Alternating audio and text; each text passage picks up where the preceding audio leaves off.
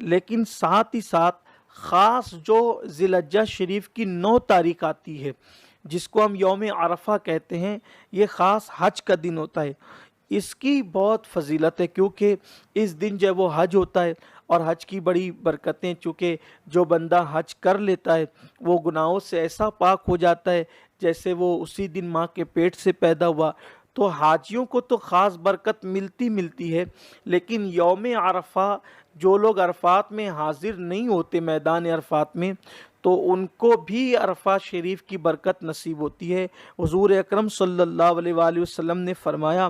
کہ 9ویں ذی الحجہ جو عرفہ کا دن ہے، اس دن سے کوئی دن افضل نہیں ہو سکتا، کیونکہ اس دن کی شان یہ ہے کہ اللہ تبارک و تعالیٰ اپنی شان کے مطابق پہلے آسمان پر آسمان دنیا کی طرف تجلی فرماتا ہے، نزول اجلال فرماتا ہے، اور آسمان والوں سے یعنی فرشتوں سے پر جو ہے وہ فرشتوں سے اللہ تعالیٰ مباحات فرماتا ہے کہ میرے بندوں کو دیکھو کہ وہ کیسے توبہ کر رہے ہیں اور اپنے گناہوں پر کیسے شرمندہ ہو رہے ہیں، کیسے نادم ہو رہے ہیں۔ خاص عرفہ کے حوالے سے ام المومنین حضرت عائشہ صدیقہ رضی اللہ تعالیٰ عنہ فرماتی ہیں کہ عرفہ کا جو دن ہے یہ دن سے کوئی دن افضل نہیں ہے، اور اللہ تبارک و تعالیٰ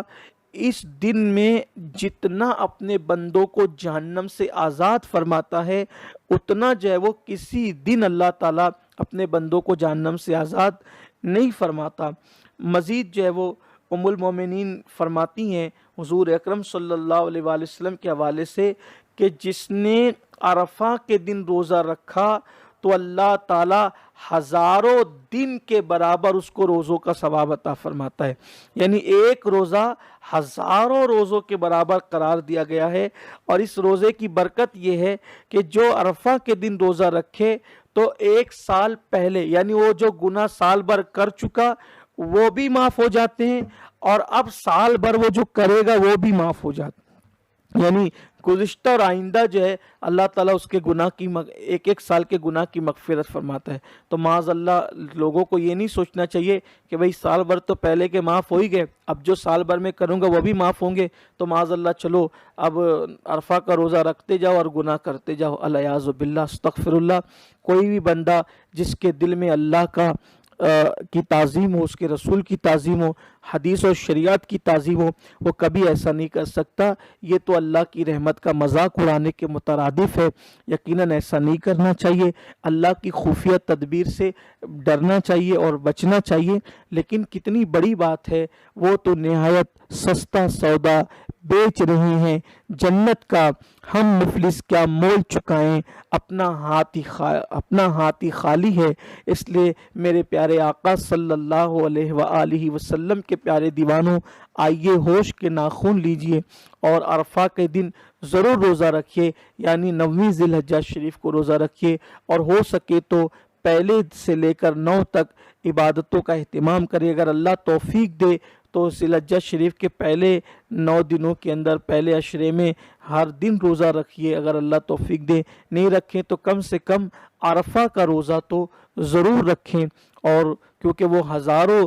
دن کے روزے کے برابر ہیں، اور 1 سال پہلے جو گناہ ہوئے یعنی وہ بھی معاف ہوتے ہیں، اور آئندہ سال جو گناہ ہوں گے اللہ تعالیٰ اس کی برکت سے معاف فرماتا ہے۔ بہت برکت والے یہ روزے ہیں اور ان کی بڑی شان ہے، اور چونکہ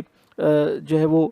چاند نظر آنے والا ہے، اس کی تیاریوں میں ہمیں لگنا ہے اور ذہن بنانا ہے کہ ہم انشاءاللہ تعالیٰ ان راتوں میں جگیں گے بھی، عبادتیں بھی کریں گے، روئیں گے بھی، گڑ گڑائیں گے بھی، اپنے گناہوں سے معافی بھی طلب کریں گے، اور اللہ کی بارگاہ میں مغفرت کا پروانہ حاصل کریں گے۔ اگر ذی الحجہ شریف کی 10 راتوں میں آپ رات بھر عبادت نہ بھی کر سکیں تو کوشش کریں کہ آدھا گھنٹہ نکال کر کچھ عبادت کر لیں، رات کے پہلے حصے میں یا آخری حصے میں جو بھی کر سکیں۔ اور چونکہ رات جو غروب آفتاب سی رات شروع ہو جاتی ہے، مغرب بعد بھی آپ عبادت کا اہتمام کر سکتے ہیں، کوئی ضروری نہیں ہے کہ رات کے آخری حصے میں جب سو جائیں تبھی کریں۔ رات کے آخری حصے میں سب کے سو جانے کے بعد کرنا بہت بڑی سعادت ہے، لیکن اس وقت کاروبار کو کل جانا ہے، اس دن کو مصروفیات ہے، تو ہر آدمی رات کی آخری حصے میں نہیں جگ سکتا، اور مغرب بات کر لیں، عشاء بات کر لیں، جب وقت ملا تب کر لیں، بہت برکت والی راتیں، اس کو ضائع مت ہونے دیں۔ اور اگر نہیں کر سکتے ان راتوں میں عبادت کا اہتمام، تو پھر اتنا ہی کر لیں کہ عشاء کی نماز جماعت سے پڑھ لیں اور فجر کی نماز جماعت سے پڑھ لیں، کیونکہ جس نے عشاء اور فجر جماعت سے پڑھی تو اللہ تعالیٰ اس کو پوری رات عبادت کرنے کا ثواب عطا فرماتا ہے۔ امید کرتا ہوں کہ ان دنوں کو جو ذی الحجہ شریف کے ایام ہیں آپ ضائع نہیں کریں گے، ہم ضائع نہیں کریں گے۔ درود شریف کا اہتمام کریں، استغفار کی کثرت کریں، اور اللہ تبارک و تعالیٰ کی کثرت کے ساتھ تکبیر بیان کریں، اس کی تسبیح بیان کریں، اس کی تحمید بیان کریں، اور اللہ تعالیٰ کا کثرت سے ذکر کریں، اس لیے کہ یہ حاجیوں کی عبادت کے دن ہے اور ہم وہاں تو نہیں جا سکتے،